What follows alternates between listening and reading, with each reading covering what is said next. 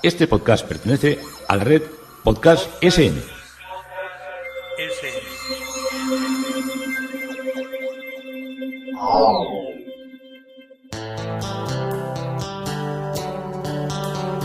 Historia con sentido.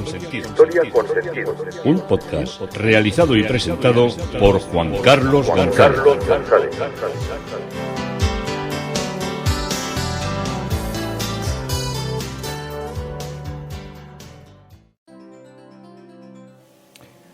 Un saludo a cuantas personas se acercan a través de las redes sociales, de Facebook, de Twitter y de mi página web Historia con Sentido.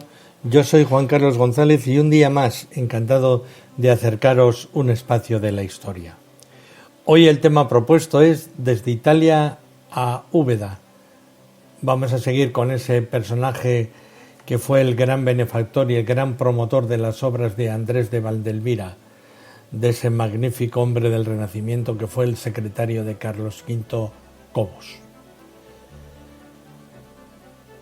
Una de las frases que me suena a mí, que me gustó mucho y la he rumiado, más que meditado, la he rumiado muchas veces, era una frase que decían los antiguos padres, los antiguos eremitas, los antiguos monjes del desierto, que es que la ociosidad es la enemiga del alma, que traducido al vulgo podríamos decirlo, que cuando el diablo no tiene que hacer, mata moscas con el rabo. Y aunque yo suelo tener casi siempre que hacer, pues a veces también mato moscas con el rabo, o estoy ocioso, como decían los antiguos eremitas. Y le estaba dando vueltas el otro día cuando fui al supermercado, había una cola interminable, una fila, lo de cola ya sé que por ahí suena muy mal, una fila interminable para pagar en la caja, y estaba a la altura de las bolsas ahora tan delicadas que ponen de verduras, de lechuga, de canónigos, de rúcula, de todo tipo de mezclum, primavera, protestierno, es una infinidad, es un mundo ahí y claro, deben sacar muchísimo dinero con eso porque una bolsa prácticamente está entre 1 y pico, 2 euros, y una lechuga pues en coste son céntimos, pero con un 0,0 y algún céntimo por ahí, algún centimillo. Pero bueno, los que hacen los negocios también tienen que invertir, tienen que limpiar, tienen que procesar, entonces no me voy a meter en ese mundo.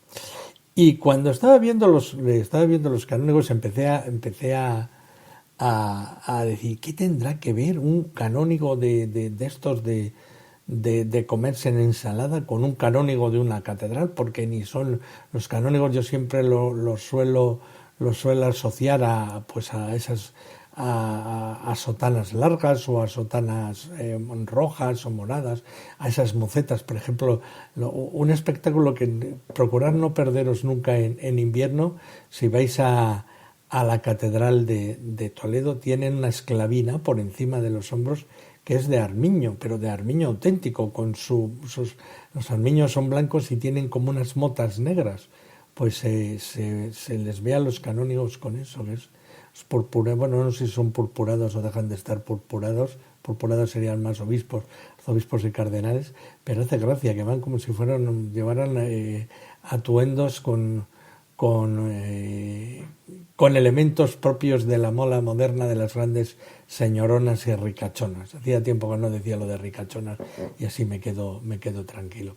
Y estaba mirando lo de los canónigos, como os digo, que no lo asociaba con los canónigos de las catedrales, y digo, hay que ver esto sí, tenía un recuerdo antiguo de la niñez de haber comido berros, y entonces estaba con la mentalidad que no sabía si los berros eran canónigos o no eran canónigos. Los berros los solíamos coger al lado de una fuente de hierro que daba a un arroyo, que ahora, bueno, todo eso está ya muy cambiado. Ahora el arroyo sigue, pero cuando se desborda, como están todas las fuentes están captadas y los riachuelos están captados por la Confederación para llevarlo a depósitos auxiliares y a la red, o sea, ya no hay las típicas cascadas y las típicas fuentes que mandaban naturales y de donde íbamos los niños. Había una fuente de hierro que daba el agua prácticamente roja. No solíamos llevar ese agua a casa porque luego precipitaba en una botella y se ponía la botella que la tenías que tirar, pero de vez en cuando sí que íbamos por allí y bebíamos un trago de ese agua de hierro. Estaba cerca de una fábrica, de la fábrica de herramientas Irimo, y allí solían mandar a uno de los jóvenes que tenían de pinche, le mandaban con el botijo a llenar el botijo de ese agua. Al final habrán acabado todos con un exceso de hierro terrible, con los problemas que suele dar luego a la gente, pero bueno, la gente en la fábrica lo debían tomar. Ya tenían hierro de todo lo que era la metalurgia, pues tenían más hierro con lo de la fuente. Y como os digo, en lo que eran las orillas de aquella fuente que daban al arroyo de descarga, que ahí solíamos ir a pescar a cangrejos y que no nos dejábamos crecer, porque la Diputación los echaba cangrejos, y en cuanto nos llegaba la noticia de que se había visto uno por allí que íbamos con ladrillos y con trampas a ver si podíamos coger todos los cangrejos posibles, y que acabábamos con ellos. A veces nos daban algún picotazo, pero bueno, ya allí no hay, por no haber, no hay ni río, porque todo eso lo han cambiado, la fuente por supuesto que no. Pero ya os digo, en el tramo que iba desde la fuente, que estaba a una orilla, pero no a la orilla pegando al arroyo, sino como a unos 7 o 10 metros de distancia del arroyo, era donde manaba la fuente, y toda esa parte estaba llena de berros, y sobre todo en primavera y en verano, pues muchas veces que íbamos a la fuente, pues aprovechábamos para cortar los berros y para llevarlos a casa, y para que fuera la ensalada un poco más, con mayor distinción de la que tomábamos normalmente, que era la abominable lechuga, que siempre era igual. Allí no había, allí los caseros que vendían las lechugas en las tiendas y en el mercado tenían la lechuga esa grande de oreja de burro, que era la más fuerte y la más resistente, y eso era lo que tomábamos de ensalada. Tomates, como no llegaban los tomates de invernadero, tomates había cuando había, pues desde finales de mayo, que muchas veces se había hecho mal tiempo, eran finales de junio, hasta mediados de septiembre. Y lo que sí se echaba siempre a todas las ensaladas era la cebolla. Y como algo muy exótico, muy exótico, pero no muy extendido, era en invierno, hacia los tiempos de Navidad, comer escarola picadita con granada. La granada era un producto absolutamente exótico. Las granadas llegaban a los pueblos del norte de España después de noviembre hasta Navidad, y tomarte una granada era como tomar una exquisitez, como tomar una piña ahora en invierno, que te la traen, que vienen todas de Costa Rica y son tan deliciosas. Pues pasaba un misterio, es una granada y tal. Se le echaba unos ajitos, se me picaba mucho el ajito, y ese sabor entre el aceite, un poco de vinagre, el ajito, la granada y la escarola nos sabía muy bien, porque la escarola allá arriba siempre se cocía, siempre se hacía cocida y con unos ajos sofritos picados por encima. Yo escarola, aparte de esas veces que tomaba en Navidad, yo escarola cruda, como ahora se toma en el resto peninsular, porque hay invernaderos y te permite tenerla cultivando todo el año, no, es que ni se veía en las tiendas. Entonces estaba dándole vueltas a todo lo que son los berros, y me metí a ver si son lo mismo los berros que los cánonos. Y efectivamente no eran lo mismo. Los berros son brotes tiernos que sí que pertenece a la familia a toda esta familia que se llaman las crucíferas, y este tipo de verduras, como os digo, aparece en grandes colonias, o sea, como si estuvieran sembrados en las orillas de las fuentes o de los riachuelos, y también pueden ser cultivados durante todo el año, y aunque la época en los que están más tiernos es en otoño y en invierno. Las hojas son redondeadas, de color verde oscuro, y sus tallos muy ramificados y de color verde más blanquecino, y se consume tanto la hoja como el tallo. Su sabor es fresco, tiene como un tonito picante, más picante que el de los canónigos y recuerda en parte a la mostaza. Y cuanto antes o está más cercana, que la has cortado y la has llevado a casa, pues tiene mejor sabor, sabe más, tiene más autenticidad el sabor. La forma más frecuente de consumirlos es ensaladas frescas, tanto solos como mezclados con otras verduras y aderezados con unas salsas diversas que se les pueden añadir. Berros y canónigos pueden confundirse. A diferencia de los berros, los canónigos son más grandes y además tienen un sabor más suave y menos picante. Y sus hojas se disponen como si fuera un ramillete y son de color verde intenso con una textura así como mantecosa o como más blandita y con un aroma que recuerda más a las nueces. Los berros saben más a mostaza y los canónigos nos recuerdan más al olor a las nueces. Y ahora ya los habéis visto en los supermercados que se venden para consumo, es decir, desinfectados y limpios para tomarlos directamente de la bolsa a la ensalada. Y también berros yo todavía no he visto si están comercializados. Os digo que igual existen, pero así como los canónigos están, o la rúcula están extendidísimas, lo de berros no he encontrado nunca. No sé si será porque es más complicadas, aunque hoy en día ya sabéis que estos... tengo que meterme a investigar porque los que llevan todo este tipo de investigación de todo lo que son las plantas para prepararlas para los invernaderos y para las explotaciones son los holandeses. De los tiempos de los tulipanes, cualquier tipo de patata, cualquier tipo de flor, de planta, de cosa rara que queráis comprar una semilla, siempre en el fondo, atrás del todo, en todo lo que es su génesis comercial, siempre está Holanda. Y de hecho, el aeropuerto de Rotterdam tiene prácticamente como si fuera una de nuestras terminales gigantes que está llena, destinada a todo, a hangares para plantas y para flores para la exportación. Y fijaros que es un clima, como diríamos aquí, un clima sarnoso, pero sin embargo tiene todo ese detalle. Deciros también que en un sitio donde he comido yo muy buenas ensaladas y donde los sitios que he conocido donde los sabores son infinitamente más intensos que los nuestros, curiosamente han sido en Nueva York, en Manhattan. En los tantos hay una verdura sabrosísima, con un sabor intensísimo, que le da 100.000 vueltas a las ensaladas de aquí. Luego en Italia he tomado muy buenas ensaladas, muy bien aliñadas, probablemente con aceite español y etiqueta italiana. Y luego donde tienen una verdura muy buena y muy cuidada es en Portugal. Una verdura y unas ensaladas.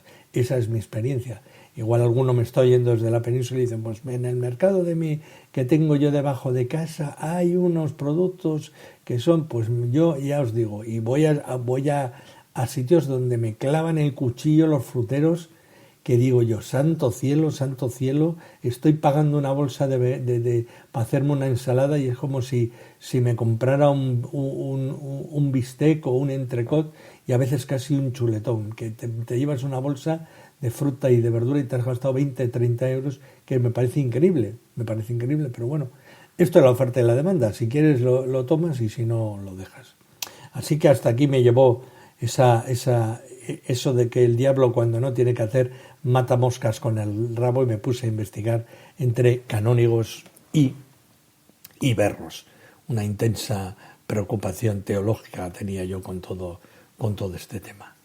Y volvemos a Úbeda y volvemos a todo lo que había sido todo este mundo y todas estas obras que más que desde un interés de coleccionista tenía de un interés de acaparador o de tener un patrimonio deslumbrante parecido al que tenían los reyes de adornos.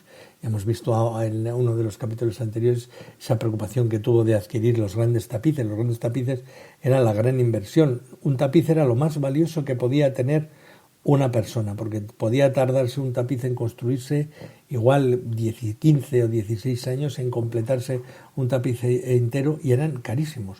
Un pintor hacía las obras mucho más rápido, y había incluso pintores que eran rapidísimos, que llegaron a pintar cuadros en una noche de una manera muy digna, y muchos que los pintaban en una semana.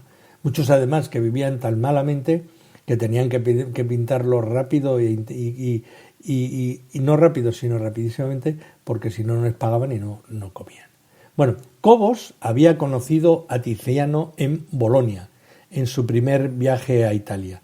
De ese encuentro quedaría una cierta amistad, pues en el año 1532, en su segundo periplo italiano, el comendador Cobos vuelve a encontrarse en Mantua con el artista, intercediendo por su causa ante el emperador y consiguiendo que éste fuese retratado por el pintor, que son algunos de los cuadros que tenemos de Carlos V.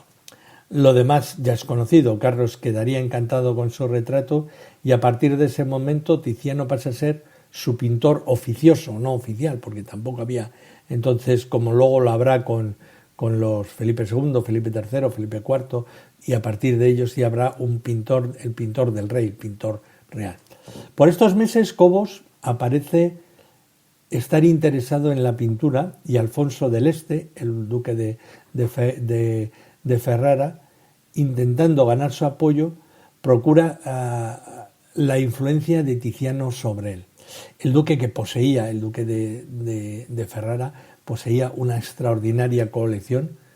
Había en aquel entonces entre sus cuadros un retrato del emperador, otro mismo del duque, otro de su hijo y heredero, una Judith, un San Miguel, una Madonna, y sondea a don Francisco de los Cobos a través de sus agentes en Bolonia sobre la posibilidad de quedarse con la pintura, con pinturas de estas tan bellas.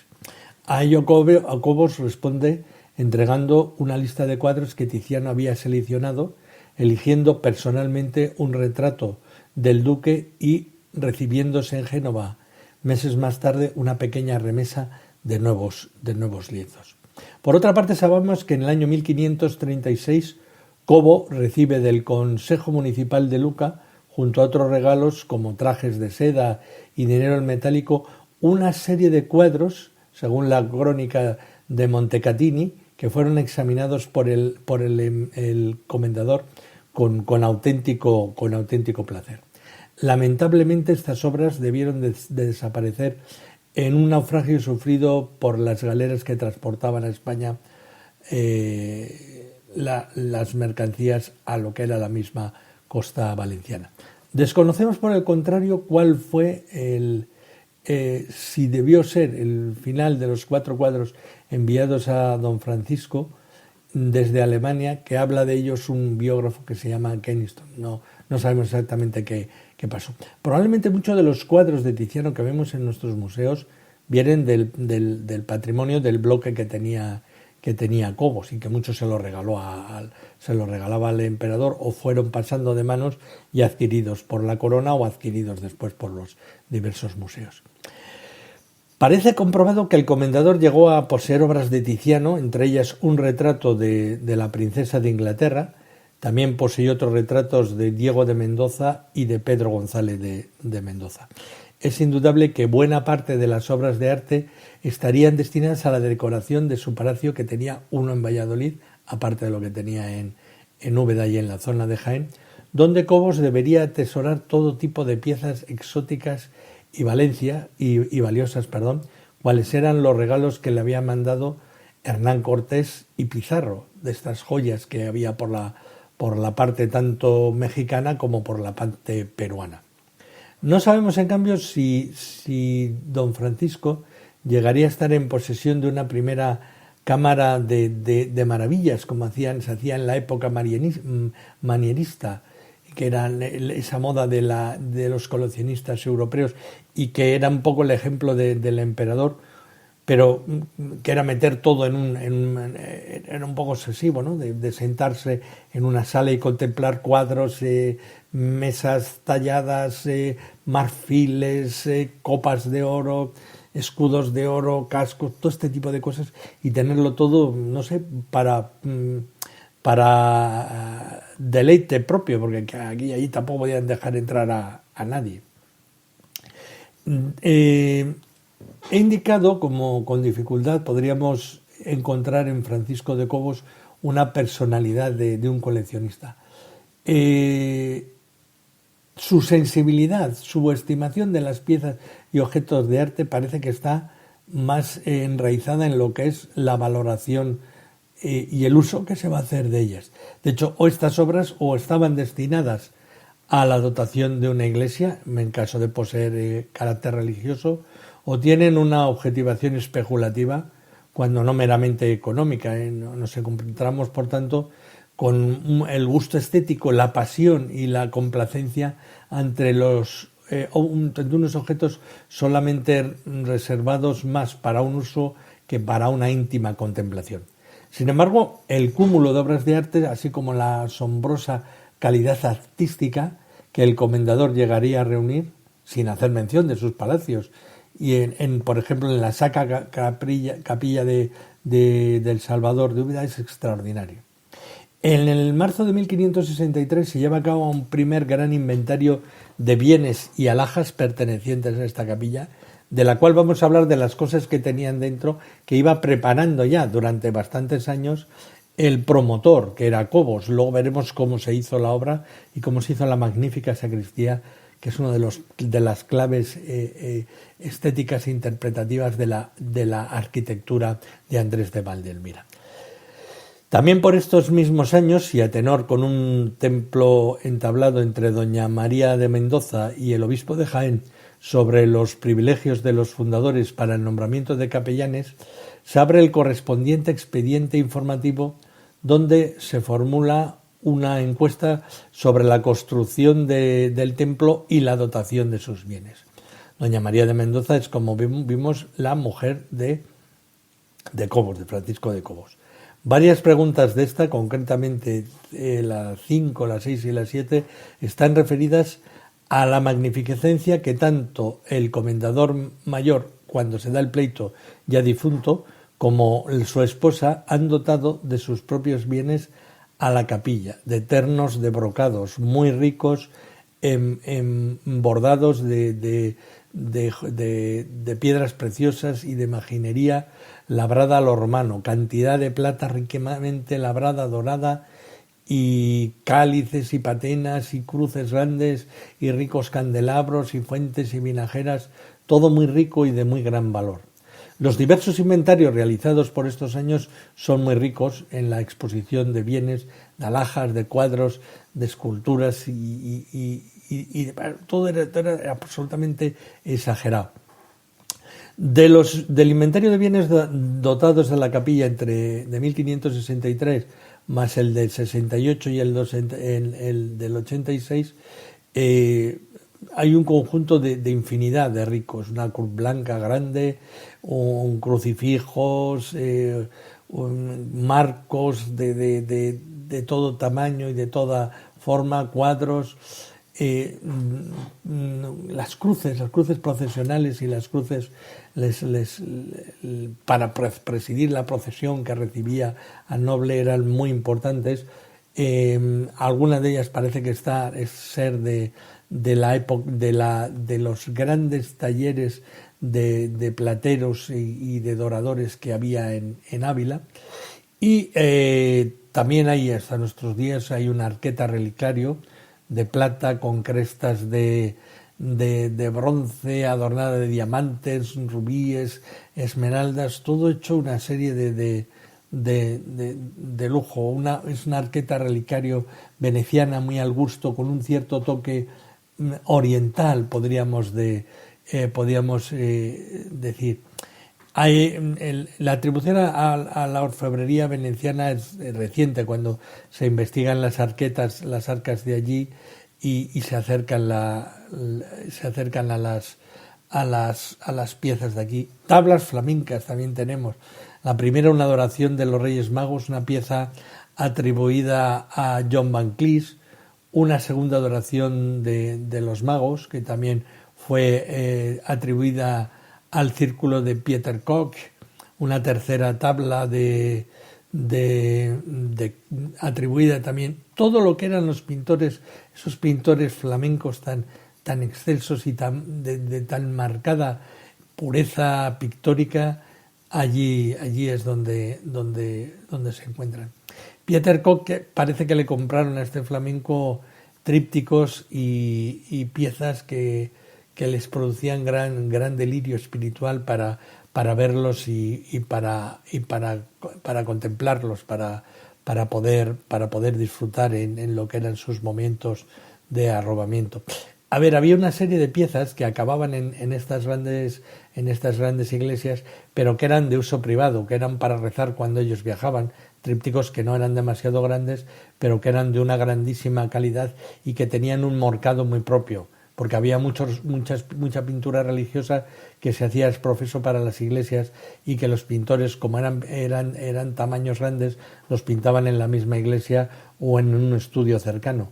Sin embargo, todo lo que era esta temática de trípticos y de piezas más pequeñas se pintaban y se vendían y se adquirían con mucha facilidad para lo que eran las piadosas mujeres estas, como Doña María de Mendoza, pues que aparte de lo que era que bordaran y que hicieran piezas para sus magníficas iglesias, también las tenía para su uso propio y para su devoción propio. Uno de los cuadros más interesantes y que se ha mantenido hasta nuestros días es la Pietà de Sebastiano del Piombo. Es una obra, aparte que Sebastiano del Piombo a mí me enloquece, y en el año 1533 Ferrante de Gonzaga decidió enviar un regalo a Cobos y encargar al pintor veneciano una obra a guisa de aquella Madonna de la Madonna de la Febre de Miguel Ángel. Gonzaga había elegido la propuesta del propio artista, un cuadro con la representación de Nuestra Señora sosteniendo a su hijo entre brazos, que no sería concluido hasta el año 1539. Como pasaba siempre, tras una intensa disputa sobre la valoración económica entre el pintor y el agente de Ferrante, Nicolás de Cortona. Por eso sabemos todas las historias, porque como se peleaban a la hora de pagar, sabemos, este cuadro que me dice el pintor que vale tanto, no vale tanto, porque yo ya se lo encargué para regalárselo a fulano de tal, y le dije que le iba a pagar tanto y que lo tenía que pintar en tantas jornadas. Como no me lo entregó en tantas jornadas, pues yo no le pagué hasta esta cantidad, y considero que por la calidad, todo esto es lo que nos vale para hacer la trazabilidad de la obra. La pintura se había realizado sobre una plancha de pizarra, enmarcada por listones de piedra, un verdadero problema para su transporte. Efectivamente, nunca se hubiera podido realizar a lomos de una mula o en litera, motivo por el cual se hizo necesario alquilar una fragata junto con la presencia de un asistente que recogería la pieza en hostia. Este cuadro, que es tan interesantísimo, ya aparece en el inventario de 1563. Es magistral. El autor sabe con él compaginar la presencia de una imagen sencilla, legible, combina la emoción y el hieratismo con ese sentido de abstracción formal propia de lo que era el manierismo. En resumen, una obra que ya anticipa todo lo que va a ser la expresión de un lenguaje directo, cuando de inmediato ya se iba a hacer como propia esa la doctrina artística de la Contrarreforma. Otra obra interesante perteneciente a los fondos de esta capilla, aunque no figura relacionada con los indiciales inventarios, es la Magdalena Penitente, conservada en la actualidad en la Casa de Pilatos de Sevilla, atribuida tras una reciente restauración en el Metropolitan Museum de Nueva York al pintor sienés Sodoma. Sodoma es Giovanni Bazzi, que vivió entre 1477 y 1549. Pero de todas las obras, la más preciosa de los fundadores de la Sacra Capilla, la auténtica joya del legado, será la mítica escultura de mármol de Carrara del San Juan Bautista Niño, atribuida en 1930 a Miguel Ángel. En el decenio de 1560, Gonzalo Argote de Molina, al emitir una semblanza biográfica de Francisco de Cobos, referencia a su iglesia del Salvador, con referencias a ella, nos señala la presencia en su interior de esta pieza escultórica, donde se ve, dice, en el altar mayor un San Juan Niño de alabastro, que dicen presentó a Cobos el Senado veneciano, joya de excelente escultura.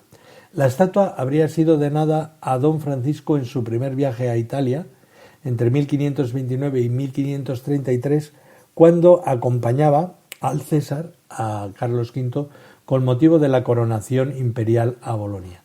Tal vez, es otra hipótesis, la pequeña escultura podía haber sido entregada en 1532 a don Diego Sarmiento de Mendoza, cuñado de Cobos, cuando visitó en compañía del embajador español a la Serenísima República de Venecia. La imagen, al menos en 1563, permanecía depositada en el castillo de Sabiote, que era en el señorío del comendador, y ello debió estar originado por las obras del nuevo antepecho y gradas que aún en aquel momento se estaban llevando a cabo en la capilla mayor de la iglesia. 5 años después ya estará en su definitivo emplazamiento y la escultura se refleja en el inventario como un San Juan Bautista de bulto de alabastro. En 1570, con motivo del pleito ya mencionado entre el ordinario de los diócesis y doña María de Mendoza, dentro de las diligencias abiertas se formula una pregunta a los testigos presentados en el siguiente tenor.